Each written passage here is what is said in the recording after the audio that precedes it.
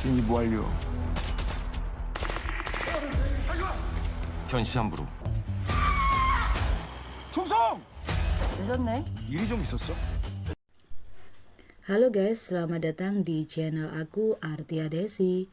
Kali ini aku akan menceritakan sebuah film yang mengisahkan seorang suami yang dulunya adalah seorang agen rahasia yang sangat diandalkan.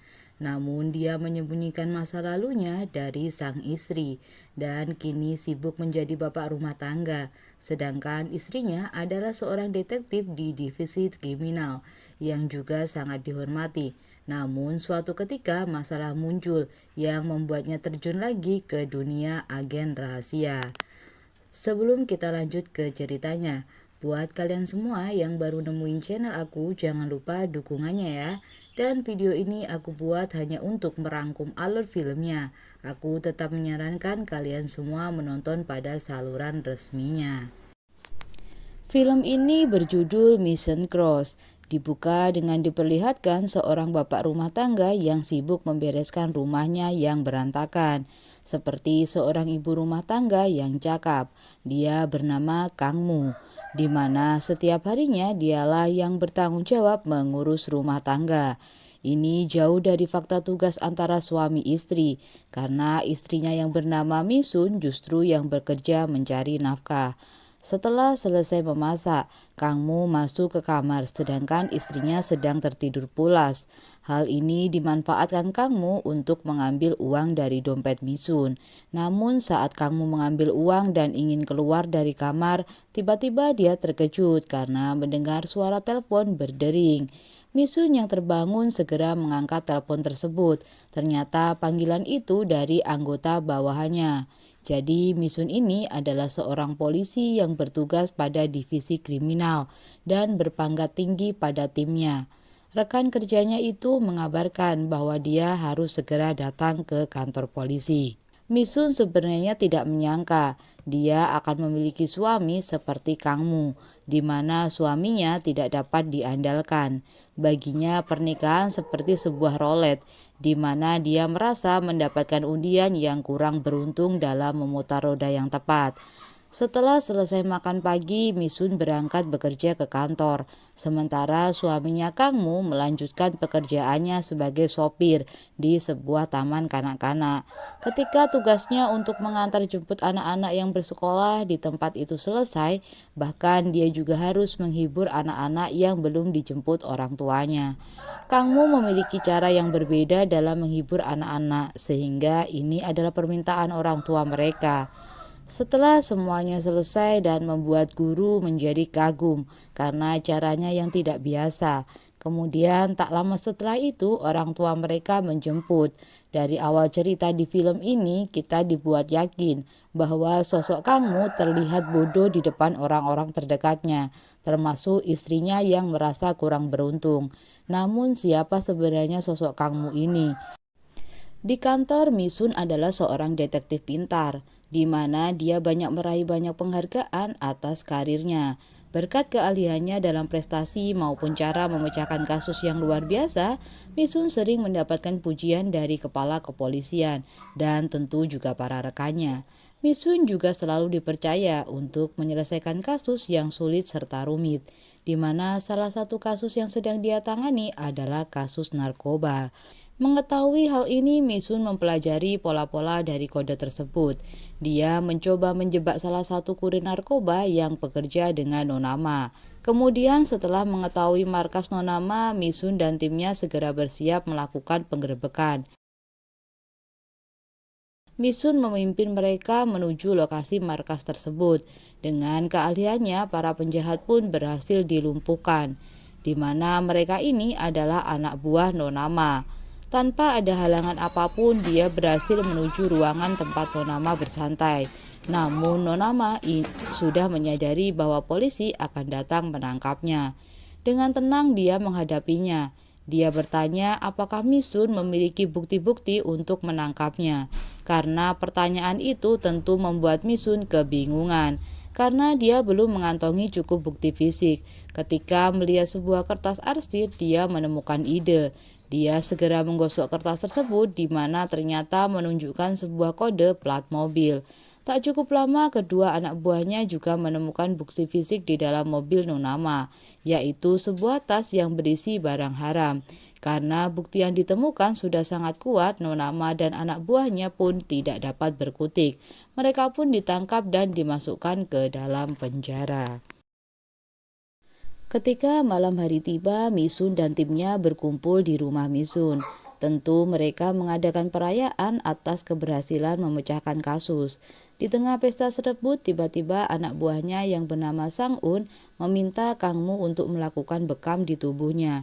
Kemudian Kang Mu menitipkan sebuah pelindung tangan kepada Sang-un untuk diberikan kepada istrinya. Karena Kang Mu tahu bahwa tangan istrinya sering mengalami nyeri.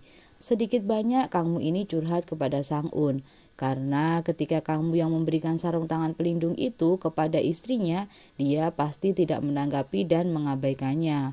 Karena mendengar penjelasan itu, Sang-un setuju untuk memberikannya kepada Misun. Di tempat lain, nampak seorang wanita misterius berdiri antara loker. Dia nampak menyimpan sebuah memory card di salah satu loker. Setelah menyimpan benda tersebut, tiba-tiba dia dikejar oleh beberapa orang, di mana orang tersebut meminta memori yang disimpannya. Karena keadaan sudah terpojok, wanita itu pun memberikan memori tersebut. Ternyata dalam memori card tersebut terdapat dokumen rekening milik seorang jenderal yang korup. Dan orang-orang yang mengejar ini adalah orang utusan dari jenderal tersebut. Wanita yang bernama Sonu ini berusaha untuk melarikan diri dari tempat itu. Sayangnya Sonu terkena luka tembak hingga dia terjatuh dari atas gedung. Setelah kejadian itu, Misun tiba di lokasi tempat di mana Sonu tertembak dan terjatuh. Syukurnya dia mendapatkan kabar bahwa wanita yang tertembak masih hidup. Karena ternyata Sonu ini menggunakan rompi anti peluru. Meskipun dia tidak sadarkan diri akibat terjatuh dari atas gedung, tentu pelaku penembakan belum dapat diidentifikasi karena kamera pengawas pada gedung tersebut telah dirusak. Walaupun informasi dari kejadian ini terbatas, Misun mempunyai insting bahwa kejadian ini bukanlah kejahatan biasa. Dia kemudian meminta salah satu timnya untuk memberitahukan kepada para awak media bahwa korban telah meninggal dalam perjalanan saat menuju ke rumah sakit. Hal ini dilakukan agar para penembak ini akan mengira wanita itu telah meninggal. Kemudian Misun dan Sang-un bergegas menyusul ke rumah sakit untuk melihat kondisi wanita tersebut. Menurut dokter, wanita ini tertembak dan jatuh dari atas gedung sehingga terdapat cedera parah pada sekujur tubuhnya. Ini membuat dia dalam keadaan koma. Di tempat lain, Kang Mu sedang berbelanja buah. Tanpa sengaja dia melihat seorang wanita sedang dikejar oleh beberapa orang. Kang Mu hanya terdiam, matanya menatap ke arah wanita tersebut. Setelah cukup lama aksi kejar-kejaran terjadi, wanita ini akhirnya terpojok di sebuah jalan. Namun ketika wanita ini hampir tertangkap, tiba-tiba Kang Mu datang. Siapa sangka Kang Mu maju untuk membantu wanita ini. Dengan hebatnya dia mengalahkan semua orang yang mengejar dengan cepat. Ternyata wanita tersebut adalah teman lama dari Kang Mu yang bernama Jang Heju. Dia menjelaskan dia sedang terlibat dalam masalah dengan suaminya yaitu Kim. Ternyata faktanya orang-orang ini adalah orang sama yang juga mengejar Sonu. Suami Heju ternyata telah diculik oleh orang-orang utusan jenderal korup. Tanpa disadari, dua rekan Misun melihat Kang Mu dan Heju duduk bersama. Mereka justru mengira bahwa Kang Mu sedang berselingkuh dari Misun. Di kantor polisi kemudian mereka menceritakan kepada Sang-un dan meminta saran tentang masalah ini. Sang-un mendengarkan dengan seksama cerita mereka, di mana mereka mengutarakan pendapatnya dari sudut pandang masing-masing. Seakan Kang Mu ini benar-benar berselingkuh sehingga mereka beropini hingga berkembang menjadi sebuah gosip. Namun di saat mereka asik bergosip, tiba-tiba Misun masuk dan mendengarkan semua percakapan tersebut. Misun tidak percaya bahwa suaminya telah berselingkuh. Mereka pun merasa bersalah karena telah mencampuri urusan pribadi atasannya. Kemudian mereka pun meminta maaf kepada Misun. Sepulang dari kantor polisi, Misun memeriksa semua persediaan yang ada di rumah. Dia merasa yakin bahwa Kang Mu tidak akan berselingkuh.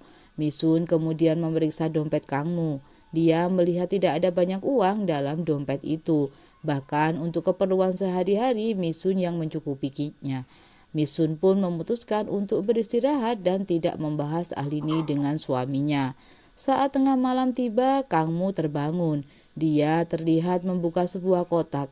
Dari sini kita akan melihat fakta sebenarnya tentang masa lalu Kang Mu. Dia melihat foto-foto lama bersama para rekannya seperti Kim Ji-sang dan juga Hye-ju. Ternyata dulunya Kang Mu ini adalah seorang agen khusus yang menangani kasus terorisme dan pembunuhan. Dia adalah salah satu unit rahasia militer dari Korea Selatan.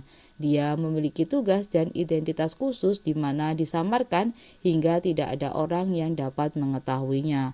Bahkan sang istri pun tidak bisa mendapatkan informasi apapun tentang masa lalunya. Sebelum pensiun tugas berakhir, Kang Mu saat itu adalah menggagalkan pengiriman senjata ilegal yang akan dikirimkan dari Rusia ke Korea Utara. Ketika misi ini berlangsung, Kang Mu bertugas sebagai komandan dan Kim serta Hye-ju adalah bawahannya. Namun saat itu Kang Mu mendapatkan informasi bahwa lokasi tempat transaksi dirubah, sehingga Kang Mu mengajak rekannya yang lain menuju ke sana, tanpa mengajak Kim dan juga Hye-ju. Hal ini membuat Kim marah, dia pun menghubungi atasannya dari Kang Mu. Rekan Kang Mu yang sudah berhasil memasuki ruangan kemudi menemukan sesuatu yang janggal, karena arah kapal yang menuju ke Korea Selatan bukannya ke Korea Utara. Karena mendengar laporan ini, Kang Mu meyakinkan rekannya untuk tidak berpikir aneh-aneh. Dia memerintahkan untuk segera meninggalkan tempat tersebut. Setelahnya, Kang Mu menyalakan sebuah alat di kapal. Dia bergegas pergi. Sayangnya, pelarian mereka tidak berakhir dengan baik. Mereka pun tertangkap oleh para mafia Rusia. Di sana, Kang Mu disiksa oleh mereka yang ingin mendapatkan sandi dari alat yang telah terpasang di kapal tersebut. Meskipun Kang Mu disiksa, namun dia tidak peduli jika dia harus dibunuh. Ketika melihat rekannya, Kang Mu pun tidak tega dan akhirnya memberikan sandi tersebut. Meskipun Kang Mu sudah memberikan kode tersebut, tapi nasib temannya tetap berakhir dengan tragis. Karena hal ini, Kesatuan Pasukan Khusus memutuskan untuk mengeluarkan Kang Mu. Kang Mu dianggap melanggar aturan karena beroperasi tanpa ada persetujuan resmi. Kim Jung-san berjanji dia akan mencari para pembunuh dari rekannya tersebut. Keesokan harinya, Kang Mu akan menemui Jan Hye-ju tanpa menyadari bahwa kedua rekan Misun mengikutinya karena mereka ingin membuktikan apakah Kang Mu benar-benar berselingkuh. Misun mendapatkan foto dari rekannya tentang Kang Mu dan Hye-ju. Hal ini menguatkan keyakinan bahwa suaminya telah berselingkuh dengan wanita lain. Misun hanya bisa terdiam mematung, seakan tidak percaya akan hal ini. Suami yang tambah baik di depannya bisa melakukan perselingkuhan. Tibalah Kang Mu dan Hye-ju di rumah Kim Ju-sang, karena Kang Mu memutuskan untuk membantu menemukan Ju-sang yang telah menghilang, karena dia tentu tidak ingin kehilangan teman untuk kedua kalinya. Dugaan sementara Kim Ju-sang ini adalah target dari jenderal korup karena sebelumnya dia mengadukan kasus korupsi di Kementerian Pertahanan kepada pemerintah. Namun hal ini belum dapat dipastikan karena Ju-sang juga tidak pernah bercerita kepada Hye-ju. Hye-ju menemukan sebuah amplop tanpa nama yang dikirim ke rumah itu kemarin.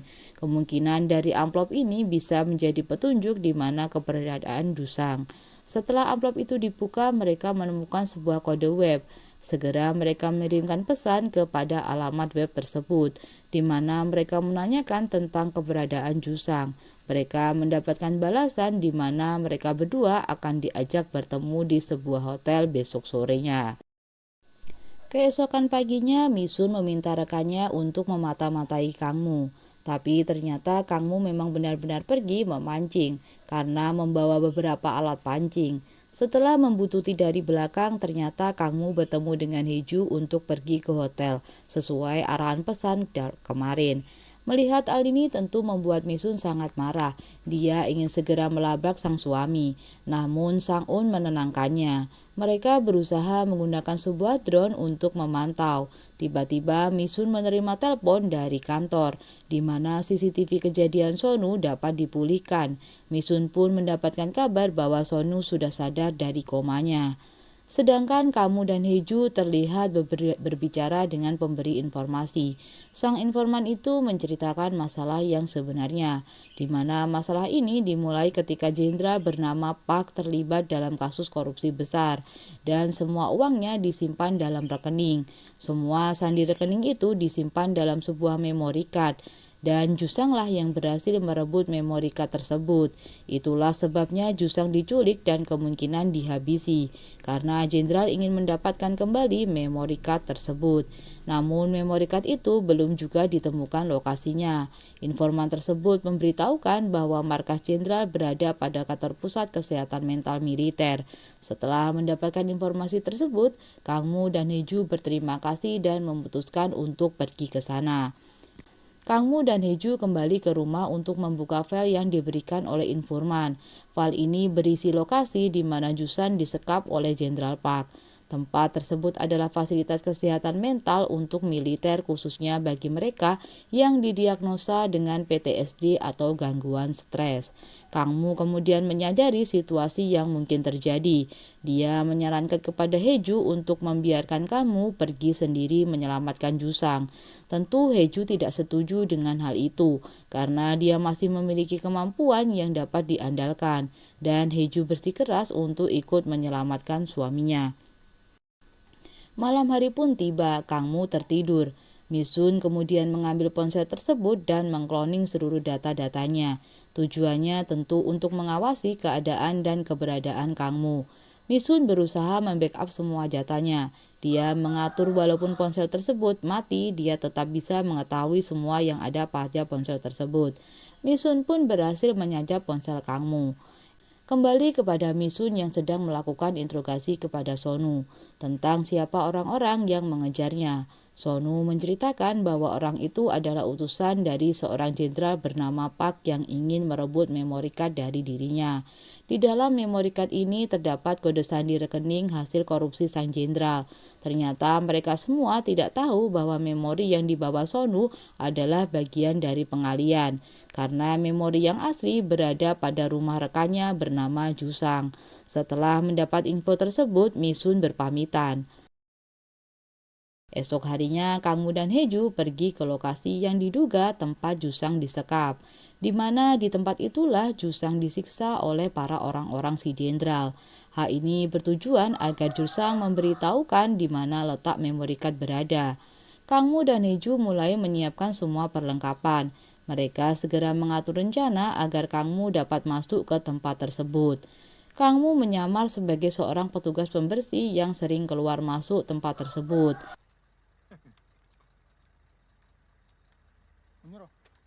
Setelah sampai di lokasi, Kang Mu dan Heju mulai bekerja. Langkah awal mereka mematikan instalasi listrik untuk menciptakan kegaduhan, sehingga Kang Mu dapat menyamar sebagai salah satu pasien. Mereka juga mematikan CCTV. Setelah itu, Kang Mu menyamar sebagai salah satu penjaga di pusat kesehatan mental tersebut. Dia pun berusaha mencari lokasi di nama Jusang berada tentunya, dengan mengikuti petunjuk dari Heju. Jusang terus disiksa ketika Jusang akan disetrum, tiba-tiba alat tersebut kehabisan baterai. Dokter yang menyiksa meminta rekannya untuk mengambil baterai dari ruang penyimpanan. Namun saat rekannya mengambil baterai tiba-tiba Kang Mu masuk dan berada di belakang dokter tersebut. Kang Mu pun berhasil melumpuhkan dokter tersebut. Mereka berdua pun akhirnya dapat keluar dari pusat kesehatan mental menggunakan ambulan yang tersedia di sana. Mereka menuju rumah sakit untuk segera memeriksa kondisi Jusang. Heju mengatakan akan segera menyusul Kang Mu dan Jusang setelah membereskan masalah di tempat tersebut. Kabar kaburnya Jusang telah diketahui Jenderal Park. Hal ini tentu membuatnya panik. Jenderal pun segera menghubungi tangan kanannya, yang ternyata tangan kanannya ini yang memberikan informasi kepada Kang Mu dan Heju ketika di hotel. Informan tersebut diperintahkan untuk segera menangkap Jusang. Sang informan pun hanya bisa menyetujui perintah tersebut. Kemudian informan tersebut pergi ke sebuah tempat. Tak lama kemudian beberapa mobil tiba di lokasi dikawal ketat oleh para penjaga. Dari mobil tersebut terlihat seorang wanita yang nampak seperti bos besar. Sang informan pun memberikan hormat kepadanya. Ternyata wanita tersebut adalah Heju. Terungkap bahwa Heju adalah bos besar dari sebuah organisasi kriminal yang terdiri dari mantan anggota militer. Dan informan yang tampak bekerja dengan sang jenderal ternyata juga tangan kanan dari Heju. Dan mereka telah bekerja sama untuk saling merebut uang hasil korupsi milik sang jenderal. Heju masuk ke dalam ruangan untuk melakukan zoom dengan para jenderal yang lainnya. Di sini terlihat bahwa Heju telah bekerja sama dengan jenderal yang lainnya untuk merebut uang hasil korup yang rencananya akan dibagi rata. Tidak hanya itu, Heju ini sangatlah licik. Dia membenci keserakahan dari Jenderal Park. Karena itu dia memutuskan untuk berkhianat dan menghabisinya pada saat itu. Di tempat lain, Kang Mu dan Jusang pergi ke dokter, tentunya dengan arahan dari Heju. Ternyata ruangan itu telah disadap oleh Heju, sehingga Heju dapat memantau percakapan di sana secara jelas. Jusang berterima kasih kepada Kang Mu karena telah menyelamatkannya. Dia pun meminta Kang Mu untuk menyelamatkan memory card yang berisi sandi rekening, di mana memory card tersebut disembunyikan di ruang bawah tanah rumah Jusang. Jusang juga memberikan sandi file kepada Kang Mu. Setelah mendengar hal tersebut, Kang Mu segera memutuskan untuk mengambil memory card tersebut secepat mungkin. Sebelum pergi, Kang Mu memberikan ponsel kepada Jusang dan memintanya untuk segera menghubunginya jika terjadi sesuatu. Setelah mendengar hal tersebut, Heju langsung mengetahui lokasi penyimpanan memory card tersebut. Dia menyuruh anak buahnya untuk mengambil memory card di rumah Jusang. Di waktu yang bersamaan, ternyata Misun juga sedang menuju ke lokasi untuk mengambil memory card yang sama. Karena sebelumnya Misun mendapatkan informasi dari Sonu. Namun sayangnya orang-orang Heju sudah tiba di lokasi itu dan berhasil mengambil memory card. Heju memerintahkan anak buahnya untuk menghabisi seluruh orang yang menghalangi rencananya, termasuk Kang Mu dan juga Kim Jusang. Dokter suruh Heju memasukkan racun ke dalam infus Jusang. Namun ketika dokter serius menyuntikkan racun, Jusang menyadari hal tersebut. Jusang pun membuat dokter tersebut pingsan. Jusang segera menghubungi Kang Mu dan menanyakan untuk siapa Kang Mu bekerja. Namun Kang Mu bersumpah dia tidak bekerja untuk siapapun selain untuk membantu Heju. Mendengar jawaban itu, Jusang menjelaskan bahwa dia sudah berpisah selama 6 tahun dengan Heju, bersamaan dengan pemecatan Kang Mu dari satuan militer. Kang Mu pun terkejut mendengar cerita tersebut. Namun sayangnya sang dokter sadar dari pingsannya dan langsung menembak Jusang. Di waktu yang bersamaan, mobil yang dikendarai Kang Mu ditabrak oleh mobil besar yang tentunya ini adalah ulah dari anak buah Heju. Kembali kepada Misun yang baru saja sampai di lokasi tersebut, tempat memory card berada. Dia pun langsung bertemu dengan anak buah Heju. Dia berhasil merebut memory card dari tangan anak buah Heju. Misun pun segera melarikan diri ke ruang bawah tanah sambil berjuang untuk menyalin seluruh data pada memory card tersebut ke dalam ponselnya. Setelah berhasil, dengan cerdas dia menyimpan ponselnya di atas lemari dan menghancurkan memory card tersebut. Dia pun kemudian menyerahkan diri kepada anak buah Heju.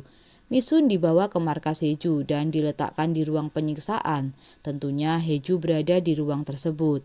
Heju menginterogasi karena dia tahu bahwa Misun telah menyalin isi dari memory card tersebut. Jika Misun tidak memberikan jawaban, maka nyawa dari Kang Mu adalah taruhannya. Di situasi yang terdesak tersebut, Misun akhirnya mengungkapkan jika data tersebut ada di ponsel milik Kang Mu. Dia mengingat bahwa dia telah mengkloning ponsel Kang Mu saat suaminya tertidur.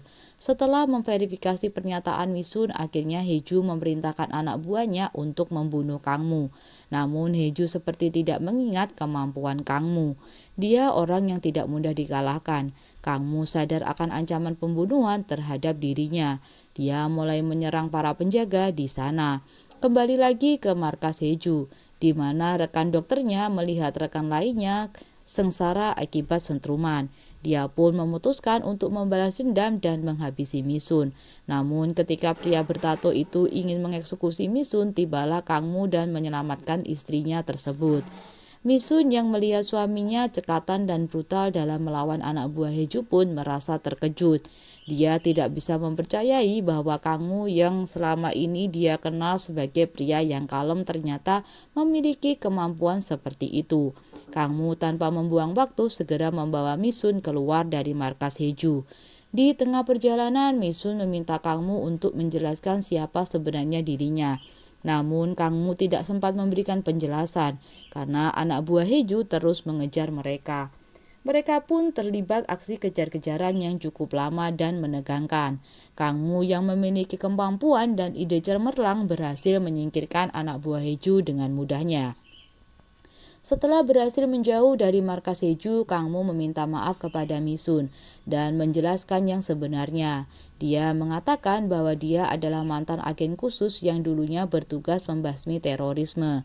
Setelah pensiun, dia mengubah seluruh identitasnya agar tidak ada yang mengetahui siapa dirinya sebenarnya. Hal ini dilakukan agar dia bisa melindungi orang-orang di sekelilingnya, termasuk istrinya tercinta. Mendengar penjelasan tersebut, Misun paham kenapa suaminya melakukannya. Dia meminta Kang Mu untuk tidak menyembunyikan apapun lagi darinya. Misun tentu merasa sangat bangga memiliki suami Kang Mu. Setelah pembahasan itu, Kang Mu dan Misun bergegas menuju rumah Jusang untuk mengambil ponsel miliknya yang berisi data penting. Setelah tiba, Misun pun menuju lemari tempat dia menyimpan ponselnya. Namun saat dia mencoba membuka ponsel tersebut, sandinya tidak cocok lagi karena Heju telah menggantinya. Akhirnya Kang Mu memutuskan langsung menuju markas Heju kembali untuk menangkap Heju. Dengan cepat mereka berdua berangkat ke lokasi yang dituju. Sesampainya di markas, Kang Mu dan Misun dengan cepat melumpuhkan para penjaga tanpa terdeteksi dengan yang lainnya. Mereka juga berhasil mematikan listrik untuk memutus perangkat yang digunakan memindahkan aliran dana tersebut.